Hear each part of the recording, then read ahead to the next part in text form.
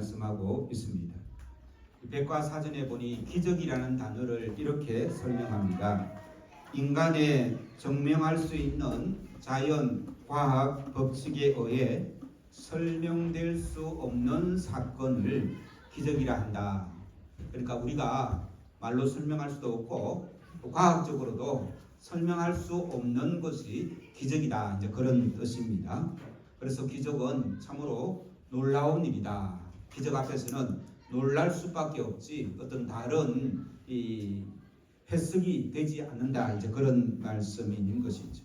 그런데 기적보다 더 놀라운 일들이 있습니다.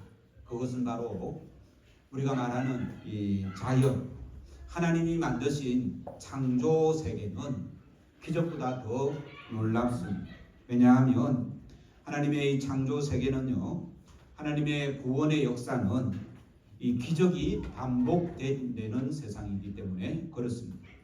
그러니까 기적이 계속해서 반복되면 그게 일상이 되는 것입니다.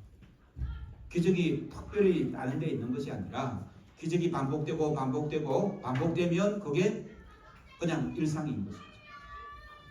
우리가 그냥 우리 세포 몸이 있지 않습니까? 우리 몸이 건강한 거를 특별히 이상하게 생각하지 않죠. 그렇죠? 뭘 이상하게 생각합니까? 아픈 거를 이상하게 생각하는 거예요. 그런데 우리 몸이 아픈 게 이상할까요? 건강한 게 이상할까요? 근데 건강한 게 훨씬 이상합니다. 제가 하나 예를 들어 볼까요? 우리 이 몸이 이제 살이나 모든 것들이 세포로 이루어졌지 않습니까? 그죠? 그 세포는 이 단백질로 이루어졌는데 이 단백질이 만들어질 확률이 이 로또 좋아하시죠? 그죠? 한 번도 당첨은 안 됐지만 로또가 1등 당첨되는 확률이 한 그 확률을 확률이 한 80 몇만 분의 1이라고 해요. 그런데 이제 그게 7주 연속해서 1등으로 당첨되는 확률이 우리 이 단백질이 만들어질 수 있는 확률이라고 해요. 그러니까 이제 로또가 1등이 당첨됐는데 다음 주도 1등 당첨됐어요. 그런 일이 이 땅에 있었을까요? 없었을까요? 없었습니다. 그런데요, 또 세 번째 주도 당첨이 되는 거예요. 1등으로. 그런데 또 그 다음 주에도 당첨되는 거예요.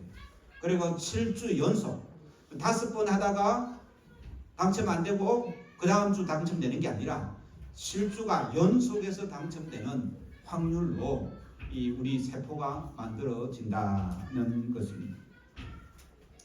사실상 불가능한 그런 세포가 형성되어서 우리 몸을 이루고 우리 몸이 이렇게 살아서 움직이는 이것은 확률로도 계산이 될 수 없는 그런 불가능한 일이라는 것입니다. 그러므로 우리가 아침이면 일어나 걸어 다니고 말을 하고 또 음식을 먹고 또 일을 하는 이런 우리 몸 자체가 기적이라는 것입니다.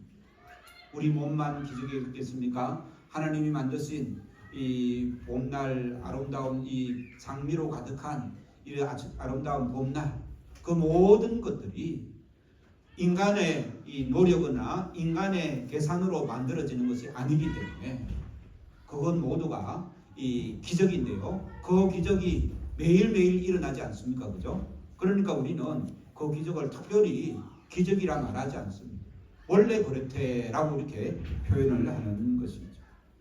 그래서 우리의 일상을 깊이 되돌아보면 우리 일상 자체가 이 기적의 삶이다라는 사실을 우리가 발견할 수가 있습니다.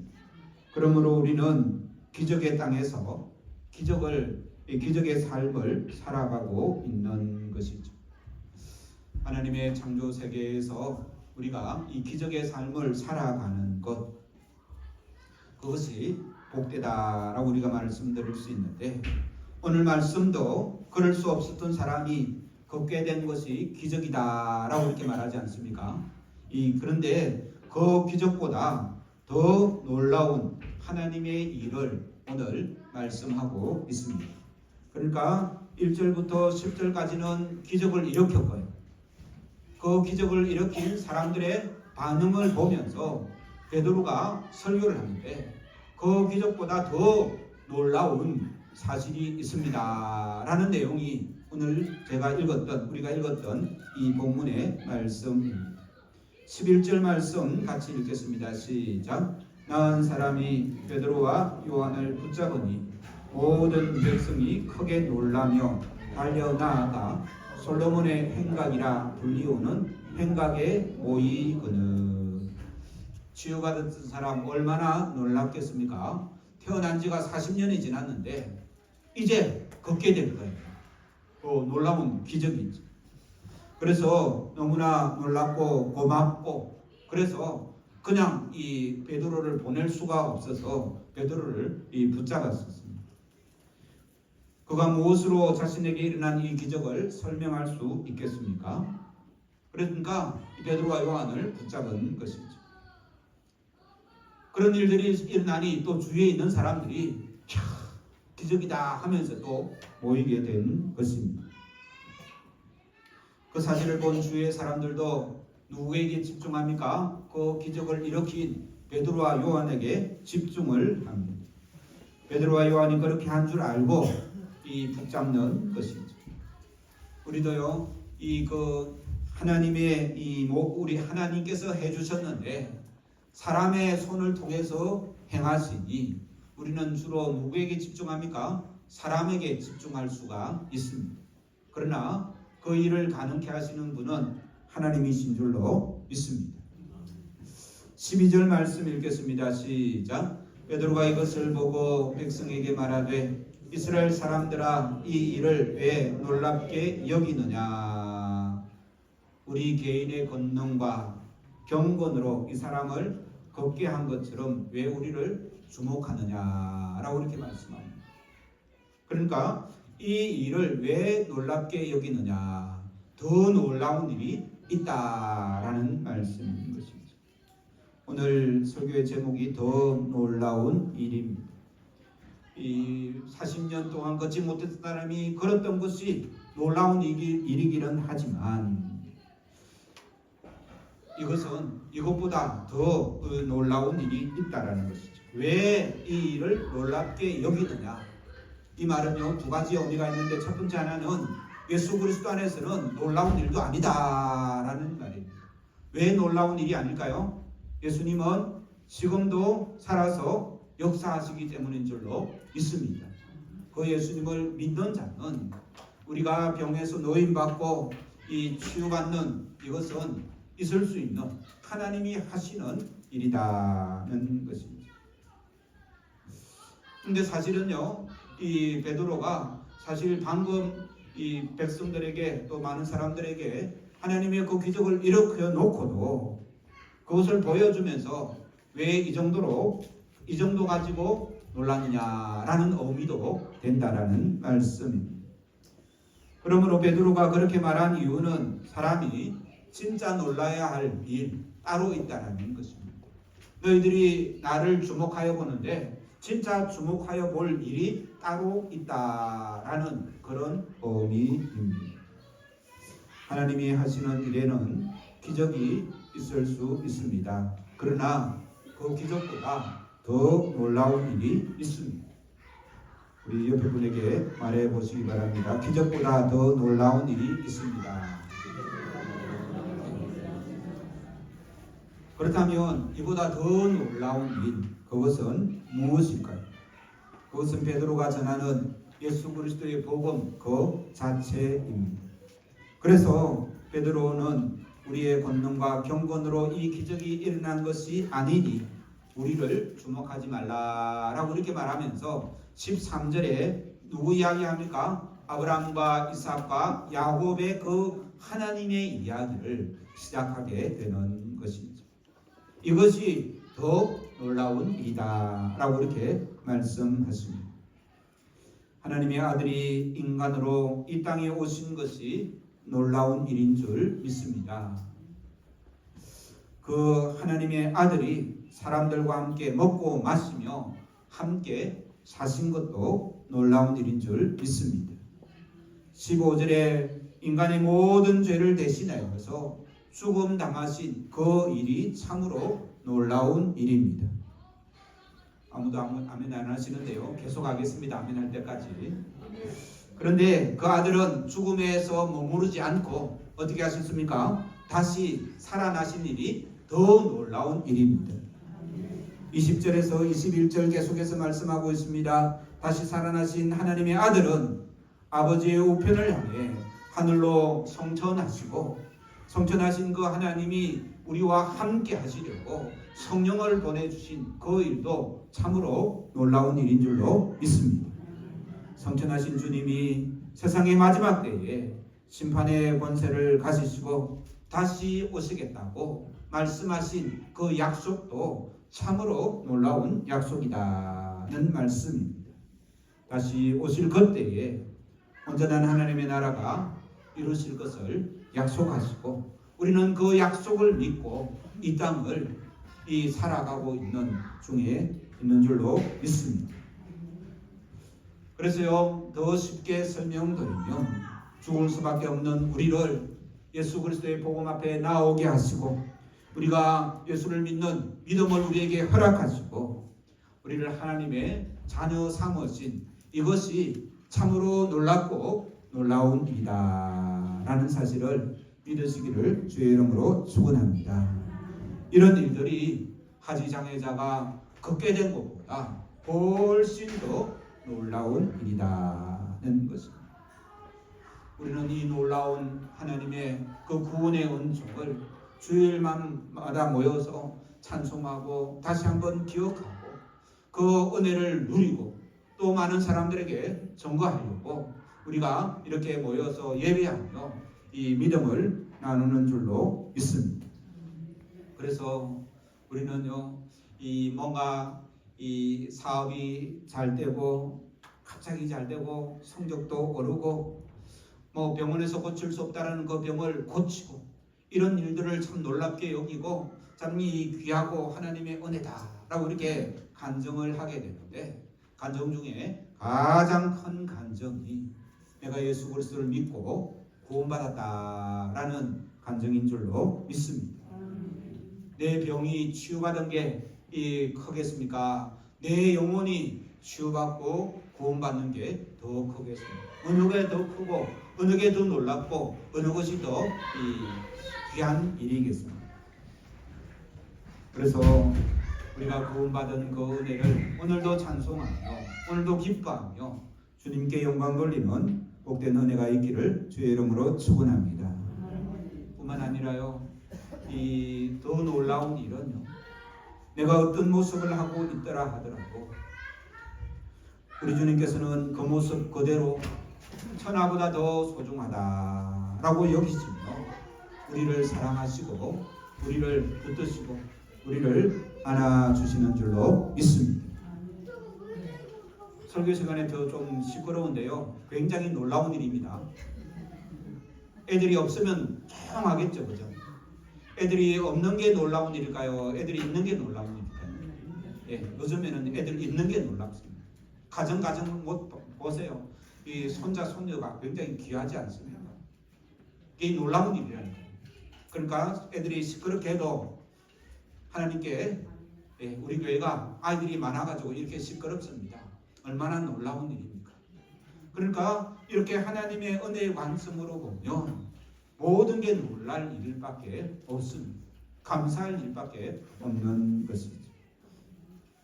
오늘 이 시간에 우리를 향하신 하나님의 사랑에 놀랍게 반응하는 믿음이 있기를 주의 이름으로 축원합니다. 우리가 살아가도록 이 땅을 만드시고 뿐만 아니라 영원한 삶을 살도록 천국을 예비하신 그 놀라운 은혜, 내가 의식하기도 전에 우리 주님은 이 모든 것을 예비해 주셨다라는 사실입니다. 지금 이 베드로의 설교가 다 그런 내용의 설교입니다. 뿐만 아니라 또 이 놀라운 일은요, 우리 주님께서는 죄를 용서해 주는데 모든 죄를 다 용서해 주십니다. 용서 못할 죄가 없다라는 것입니다. 17절 말씀 읽겠습니다. 시작. 형제들아 너희가 알지 못하여서 그리하였으며. 그리했다라고 했는데 뭘 했다고요? 그리했다라는 말은요, 이 15절 말씀 시작. 생명의 주를 죽였도다. 그러나 하나님이 죽은 자 가운데서 그를 살리셨으니 우리가 이 일의 정인이다. 그러니까 이 형제들아 너희가 알지 못하여서 그리하였으니, 이 그러면 이 그리했다라는 말은 무슨 말이에요? 예수님을 십자가에 죽였다라는 말입니다. 예수님을 십자가에 죽인 사람들, 그 사람들이 향해서 뭐 때문에 그랬다고요? 네, 너희들이 잘 몰라서 그랬으니, 그렇게 말하는 거예요. 이 표현이, 이러한 이 자세가 바로 예수님께서 이 자기를 십자가에 못 박아서 죽이는 그 사람들을 향해서, 자기를 희롱하고 핍박하는 그 사람들을 향해서 하신 말씀이 바로 이런 말씀입니다. 예수님께서 십자가에 달리셔서 이렇게 기도합니다. 아버지여 저들을 용서하여 주시옵소서. 자기들이 하는 것을 알지 못함이니이다. 저들이 잘 몰라서 나를 십자가에 못 박습니다. 그런 말씀입니다. 그러니 잘 몰라서 한 일이니 용서해 주시옵소서. 이제 그렇게 기도하는 것입니다. 그리고 오늘 이 말씀도 우리가 새겨 듣기를 주의 이름으로 축원합니다. 내 마음을 아프게 하는 사람이 있지 않습니까? 그런 사람이 있을 때 우리가 어떻게 반응합니까? 화가 나잖아요, 그죠? 화가 나고 기분도 상하죠. 그런데 걔가 좀 그 사람이 잘못해서 그랬다, 잘 알지 못해서 그랬다라고 생각하면 이해하고 넘어갈 수가 있습니다. 어린아이가 말입니다. 이제 막 움직이고 내지는 기어다니는 아이가 아빠 얼굴 위에서 와가지고 얼굴을 탁 때리거나 깨물거나 하면 걔가 미워 보입니까? 아니면 그래도 사랑스럽습니까? 네. 왜 아빠 얼굴을 때리는데도 사랑스럽습니까? 모르고 하기 때문에 그래요. 그래서 우리도 이 남의 어떤 잘못이나 나에게 주는 그런 아픔이 그 사람이 물론 의도적으로 할 수도 있습니다. 나쁜 사람이죠. 근데 대부분이 자기도 몰라서 그렇게 한다라고 생각을 하면 이해하기가 훨씬 쉽겠습니다. 그래서 우리는요, 남은 그저 무의식 중에 하는 행동인데 내가 괜히 상처받는 사람들이 많이 있습니다. 저 사람이 나를 쉽게 보나, 저 사람이 나를 무시하나, 그런 마음이 들 때가 많이 있습니다.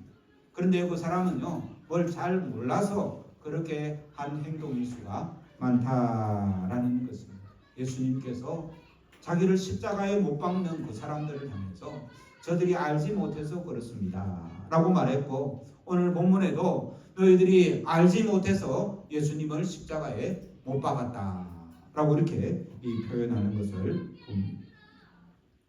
그래서 그들에게 이 예수님을 십자가에 못 박은 사람들을요, 베드로가 누구로 부릅니까? 17절에 누구로 부릅니까? 형제들아 라고 부르는 것입니다. 예수님을 십자가에 못 박은 나쁜 놈아가 아니라 형제들아 하면서 너희가 알지 못해서 그렇게 했다는 것입니다. 그래서 우리도 그 사람이 잘 몰라서 그랬을 거야 라는 마음을 배우는 예수님의 마음입니다. 그 예수님의 마음을 배우면 스트레스를 훨씬 덜 받습니다. 그런 마음을 먹으면 아픈 병도 나을 줄 믿습니다. 왜냐하면 이 기분이 나쁘면 거기에 우리 마음이 늘 가 있고, 마음이 거기 가 있으면 이 정신 건강에 좋지 않습니다. 그러다 보면 우리 몸은 스트레스를 받는 것입니다. 저도 지난주에 마음이 좀 안 좋은 그런 마음이 있었는데 이 설교 준비하면서 뭐라고 생각했을까요? 그 사람이 몰라서 그랬으니 하고 마음을 비운 적이 있습니다. 그렇게 하고 19절 말씀 같이 읽겠습니다. 시작. 그러므로 너희가 회개하고 돌이켜 너희 죄 없이함을 받으라. 이같이 하면 새롭게 되는 날이 주 앞으로부터 이를 것이요 라고 이렇게 말씀합니다. 회개하고 돌이켜 너희 죄 없이함을 받으라. 죄를 용서받고 새롭게 되는 은혜가 기적보다 더 놀라운 일인 줄로 믿습니다. 이제 정리하겠습니다. 오늘 말씀을 통해서 이 베드로가 우리에게 하시는 말씀, 베드로를 통해서 하나님의 말씀은 하나님은 기적을 일으키시는 분이시다라는 사실을 믿기를 바라서 이 말씀을 주시는 줄로 믿습니다. 하나님은 인간의 상식이나 이성이나 합리성 안에 갖추어진 분이 아니다는 것입니다. 하나님은 때때로 우리가 이해할 수 없는 많은 일들을 하시는 줄로 믿습니다. 하나님은 제한이 없습니다. 하나님은 언제나 새 일을 하시는 분이시다 라는 사실을 우리가 믿고 이 40년 동안 걷지 못했던 사람을 걷게 하시는 그 하나님이 나의 삶도 새롭게 하실 수 있는 분이시야 라는 이 믿음, 오늘 본 말씀을 통해서 이 믿음을 붙잡는 귀한 은혜가 있기를 주의 이름으로 축원합니다. 두 번째는요, 그 예수를 누가 죽였다고요? 내가 죽였다라는 그러한 이 마음의 자세, 늘 이 주님 앞에 이러한 고백이 있을 때에 우리의 믿는 믿음의 이 신앙이 새로워지고요, 이것이 귀하고 놀라운 일이 되는 것입니다. 예수님하고 내하고 아무리 상관이 없고 예수님의 십자가하고 내하고 아무리 상관이 없다라고 생각하면 하나님이 행하신 놀라운 그 구원의 일들이 별로 나하고 상관이 없어지게 되는 것이죠. 그러나 하나님께서 이루신 그 놀라운 구원의 일들이 나와 가장 밀접하게 연결되려고 하면 예수님을 내가 죽였다, 내 죄 때문에 예수님께서 죽으셨다라는 이 고백이 있어야지 진정한 거듭남과 오늘 이 새롭게 되고 유쾌하는 날이 이룰 수 있다라는 말씀.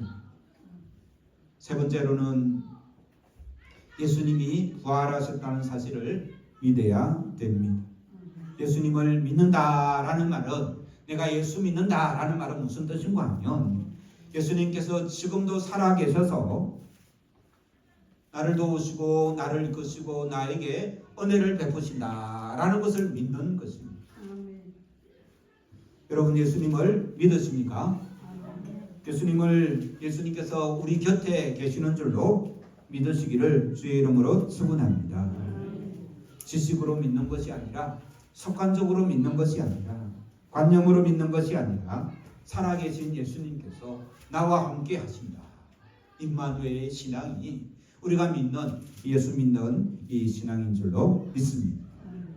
그러니까 너희들이 죽인 그 예수가 죽음에서 끝난 것이 아니라 어떻게 했다고요? 부활하시고 성천하시고 다시 오실 것이다 라는 말이 계속해서 오늘 말씀하고 있는 것입니다. 마지막으로 내가 예수님의 종인이 될 것이다 라고 베드로는 그렇게 말씀하고 있습니다. 베드로처럼 내가 이 일의 정인이다 라고 이렇게 우리도 고백할 수 있어야 될 줄로 믿습니다. 15절 마지막에 보면 우리가 이 일의 정인이라 라고 이렇게 베드로가 말씀하십니다. 오늘날은 이 목이 곧고 마음이 강팍한 세상입니다. 회개하라는 말에 기분이 나빠 교회 안 나오는 사람도 있습니다. 교회 가니까 목사님이 설교할 때마다 이 죄를 지적하고 회개하라 하니까 그 소리가 듣기 싫어가지고 교회만 가면 나를 죄인이라고, 교회만 가면 회개하라 하니까 그 소리 듣기 싫어서 교회 안 오는 사람이 있습니다. 그런데요, 이 회개하는 말은 이 축복의 말인 줄로 믿습니다. 왜냐하면 그 회개를 통해서만이 하나님 앞에 나아갈 수 있기 때문에 그런 것이죠. 회개는 하나님께로 돌아가는 길인 줄로 믿습니다. 회개의 결론은 죄 사함의 은총에 이른다라는 것입니다. 그래서 목이 곱고 뻔뻔하고 교만한 이 강팍한 세상을 향해 베드로와 요한은 외쳤습니다. 강팍한 영혼들이여 회개하십시오. 회개하고 돌이키십시오. 돌이켜서 죄 사함 받으십시오. 그러면 주님으로부터 오는 이 즐거운 날, 새롭게 되는 날, 유쾌한 날이 선물로 받을 줄로 믿습니다. 그날은 우리가 자유하게 되는 날이요, 마귀로부터 해방되는 날이요, 모든 질병으로부터 해방받는 날이요, 모든 염려와 근심과 걱정으로부터 해방받는 날입니다. 이것이 더 놀라운 일입니다 라고 우리에게 말씀하십니다. 우리 모두도 베드로처럼 더 놀라운 은혜를 받고 전하는 복된 심령들 되기를 주의 이름으로 축복합니다. 우리 찬송가 304장입니다. 더 놀라운 하나님의 그 은혜와